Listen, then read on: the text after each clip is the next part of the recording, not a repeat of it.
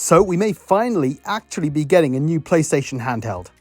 There's a new rumor that PlayStation is working on a new handheld with chip manufacturer AMD. It seems that this device could play PS4 games and PS5 games, although the PS5 games would need a patch. So essentially it's a PS5 portable.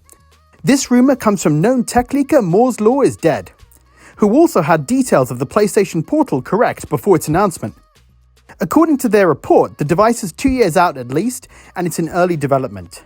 So theoretically, in 2026, we could have a new proper PlayStation Portable to play with. I really want these rumors to be true. I mean, you guys know how much I love the PlayStation Portable and the Vita. Sony make great handhelds.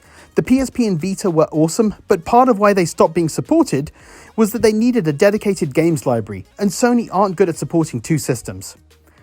If this new portable can play PS4 and PS5 games, then there's no need to create a dedicated games library for it, which is great. We just play the same games that we would play on our home console.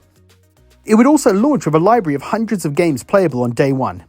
Given how big my PS4 library is, and with all the PS Plus games I haven't played yet, I would just love this to be able to play my PS4 games. The Steam Deck can play modern games, and given how far handhelds and mobile technology has come over the years, I can believe that this can be true and that we can get a device that's portable that can play these PS4 games. It likely won't play Vita games, which does suck, it's annoying, but I think the cost of adding back touch and front and back cameras would be unnecessary, so I'm fine with it not playing Vita games. This mock-up design, by the way, is from a guy called Vinicius, and I'll add his X account in the description for the video. Given PS4 games are still being released, theoretically we could still be getting new games for this thing in 2026, and it would help Sony to make strides in Japan where they prefer handhelds. I think the biggest issue for Sony is Nintendo.